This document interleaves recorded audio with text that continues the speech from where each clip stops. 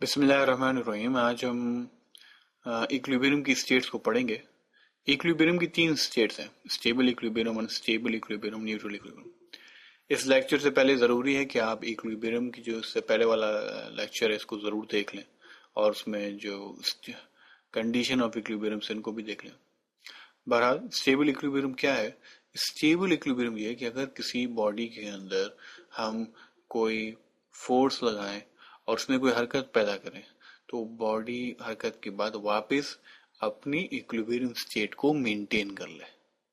इसकी बहुत सीधी और सादी मिसाल हमारे पास एक पेंटिंग की है जो दीवार पे लटकी हुई है।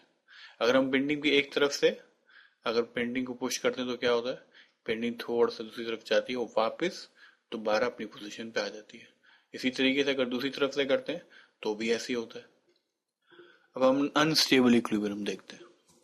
अब अनस्टेबल इक्विलिब्रियम मिसाल बिल्कुल ऐसी है कि जैसे कि आप अगर एक पेंसिल को अगर अब इसको खड़ी करना की कोशिश करें उसकी नोक से, तो आप देखेंगे जब थोड़ी देर तक तो वो पेंसिल अपनी जगह पे रहेगी, उसके बाद क्या होगा, लेफ्ट पे या राइट साइड पे आपकी वो पेंसिल गिर जाएगी। यानी जब कोई बॉडी अपनी इक्विलिब्रियम स्टेट को कायम ना रख सकती हो तो उसको हम अनस्टेबल इक्विलिब्रियम कहते हैं।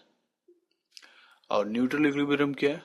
न्यूट्रल इक्विलिब्रियम क्या है? न्यूट्रल इक्विलिब्रियम की मिसाल बिल्कुल ये बॉल है जो टेबल के ऊपर है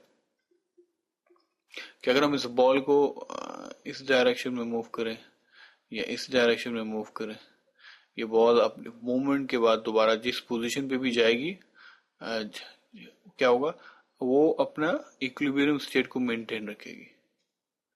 इसकी सिंपल सी मिसाल यही कि इस बॉडी का सेंटर ऑफ ग्रेविटी